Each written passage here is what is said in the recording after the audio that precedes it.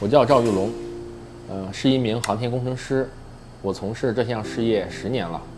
今天，我要和我的同事们一起去尝试发射这枚以液氧和甲烷为推进剂的火箭，它的名字叫朱雀2号遥2运载火箭。如果成功的话，这将是人类第一枚成功入轨的甲烷火箭，希望我们能够成功。我是17年8月份入职蓝箭，当时咱们国家也是鼓励民营商业航天的一个发展，看到了民商航天可能在未来的一段时间内更有一些发展的潜力。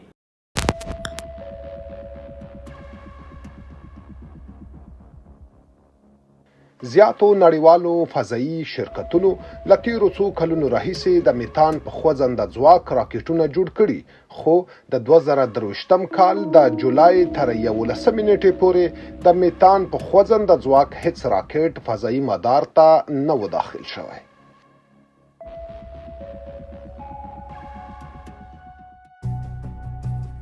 د مایع اکسیجن او میتان د سون توکو په خوځنده ځواک د راکټ څېړنه او جوړونه د جاو یو لونګ او د همکارانو دنده ده. د میتان بیه د مایع اکسیجن د بیې له 1/3 او د خاورو تیلو د بیې له نیمۍ سره برابره ده. مؤثریت د خاورو تیلو ته ورته دی، خو د کاربون رسوب نه پیدا کوي چې د دغې وړتیا له امله د راکټ انجن بیا هم کارول کېدای شي.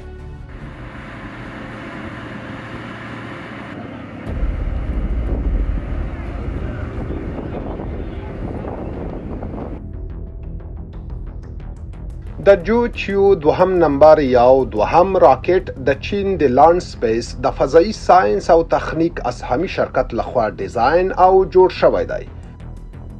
د یاد راکټ قطر 3.15 متره او جګوالی 9.5 متره دی او د حرکت پر مهال یې وزن 219 ټنه ښودل شوی دی. دغه راکټ 2 مرحلې لري.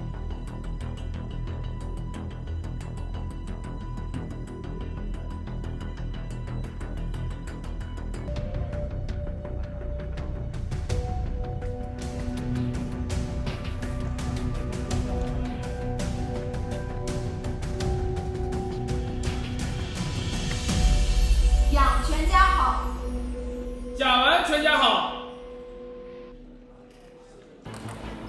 50秒，40秒，起出臂回平，30秒，起出臂回归单位，20秒，10、9、8、7、6、5、4、3、2、1，点火。